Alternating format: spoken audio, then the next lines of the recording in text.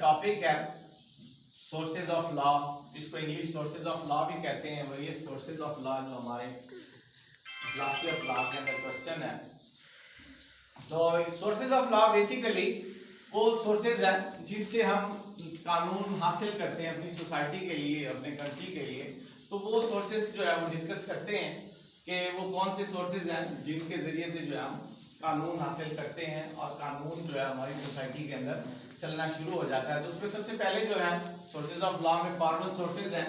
इस सोर्सेज में जो लॉ ड्राइव किया जाता है वो फोर्स के ज़रिए से या वैलिडिटी के ज़रिए से कि तमाम लोग जो है उसको सराहना शुरू कर देते हैं। फॉर्मल सोर्सेज का मतलब है फॉर्मल एक्सप्रेशंस, किसी भी एक शख्स के हो सकते हैं, एक अथॉरिटी के हो सकते हैं, एक बॉडी के हो सकते हैं। वही जो एक्सप्रेशंस हैं वो लोग उसको जो है एक्चुअली बाय करना शुरू कर दें। जैसे बादशाह जो है किसी बात पे हुक्म देता है कि हमने जी ब्रिज बनाना है, तो उसके लिए इतना इतना टैक्स देना शुरू कर दें और सब लोग टैक्स देना शुरू कर दें, तो वो फॉर्मल सोर्सेज में आता है। किसी एक शख्स के कहने पे लोग जो है उसको बाय करना शुरू कर दें। इसके बाद नंबर 2 पे जो है मटेरियल सोर्सेज है। मटेरियल सोर्सेज को जो है फर्दर उन्होंने और मजीद 2 हिस्सों में भी तकसीम किया हुआ है, लीगल सोर्सेज और हिस्टोरिकल सोर्सेज। तो ये जो है मटेरियल सोर्सेज, इसका मतलब यही है कि आपने जो भी लॉ हासिल करना है, जो भी सोर्सेज ऑफ लॉ मटेरियल होगा, उसमें कुछ चीज़ों से जो है कानून को उठाना है। वो हिस्ट्री भी हो सकती है, लेजिस्लेशन भी हो सकती है, प्रेसिडेंट भी हो सकता है, कस्टम भी हो सकता है और एग्रीमेंट भी हो सकता है। तो इन जराए से जो कानून हासिल होता है उसको हम मटेरियल सोर्सेज ऑफ लॉ कहते हैं। उसमें लीगल सोर्सेज में है, इसके जो मटेरियल सोर्सेज का फर्दर जो नंबर है लीगल सोर्सेज, उसमें सबसे पहले लेजिस्लेशन आता है।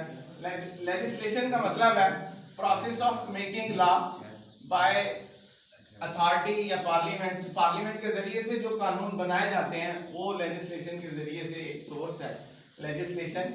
इसके जरिए से कानून जो है वो बनाया जाता है। तो इसका एक प्रोसेस है जिसके अंदर जो है मेंबरान पार्लियामेंट बैठते हैं। वो कानून, एक शख्स जो है वो एक मसवदा पढ़ता है जो उसने कानून का जो है कोई स्केच तैयार किया होता है, और उसके ऊपर जो सब लोग अगर एग्री होते हैं तो वो कानून बन जाता है। और इस तरह जो है सोर्स ऑफ लॉ जो है वो बेहतरीन सोर्स ऑफ लॉ जो आज के दौर में वो लेजिस्लेशन है। इसके बाद जो नंबर 2 पे है प्रेसिडेंट।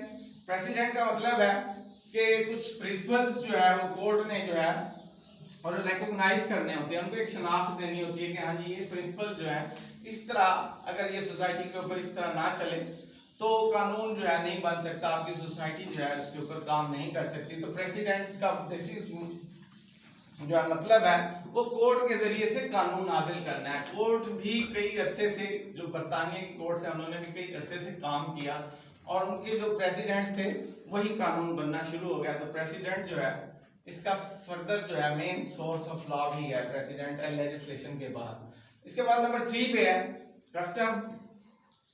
कस्टम जो है बेसिकली हमारे रसूम और रिवाज हैं, ये भी जो है सोर्सेज ऑफ लॉ में इंपॉर्टेंट रोल अदा करते हैं। कस्टम्स का मतलब रसूम और रिवाज है।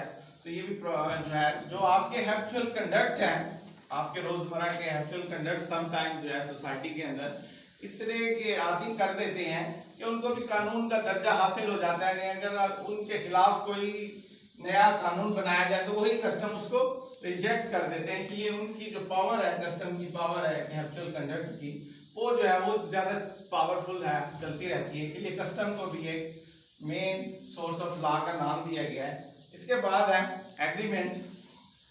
एग्रीमेंट में एग्रीमेंट है कि कुछ प्रिंसिपल्स हैं बाय व्हिच 2 और मोर पर्संस आर बाउंड। तो जहां पे 2 या 2 से ज्यादा शख्स जो है वो बॉन्ड होते हैं किसी भी सोसाइटी के अंदर किसी भी लॉ को लेके आने के लिए, तो वो जो आपके एग्रीमेंट्स हैं वो भी समटाइम्स सोर्सेज ऑफ लॉ में चलना शुरू हो जाते हैं। समटाइम्स हम किसी ट्रीटीज के ऊपर वो साइन करते हैं, तो इसका मतलब भी यही होता है कि हम एग्री हैं इस उसके प्रोसेस के ऊपर चलने के लिए, और वो प्रोसेस भी जो है बेसिक सोर्स ऑफ लॉ में चला जाता है। इसके बाद है हिस्टोरिकल सोर्सेज। ये जो है मटेरियल सोर्सेज में है। हिस्टोरिकल सोर्सेज का मतलब है historical sources consist of the works of ancient lawyers and thinkers. जो आपके इब्तदाई दौर के लॉयर्स थे या थिंकर्स थे जिन्होंने कानून के ऊपर बड़ा काम किया, उन्होंने कुछ प्रिंसिपल्स बताए और वही प्रिंसिपल्स भी जो है वो बेसिक सोर्सेज ऑफ लॉ बनना शुरू हो गया, तो वो भी जो है हिस्टोरिकल सोर्सेज जो है वो चलना शुरू हो गया। तो ये लास्ट टॉपिक है। इसके अंदर जो मिसाल दी है वो इमाम अबू हनीफा की दी है कि उन्होंने जो थॉट्स जो है पेश की थी अपने दौर में, वही थॉट्स जो है आहिस्ता आहिस्ता हमारी जो है सोसाइटी का हिस्सा बनती गई। हमारी सोसाइटी का हिस्सा बनने के साथ साथ वो हमारे सोर्सेज ऑफ लॉ के अंदर भी चलना शुरू हो गई। तो ये हिस्टोरिकल सोर्सेज भी में इम्पोर्टेंट रोल अदा करते हैं सोर्सेज ऑफ लॉ के लिए, और हम हिस्ट्री से भी समटाइम्स जो है अपने लॉज को उठाते हैं। तो ये आज का हमारा टॉपिक है। इंशाल्लाह कल नेक्स्ट टॉपिक पे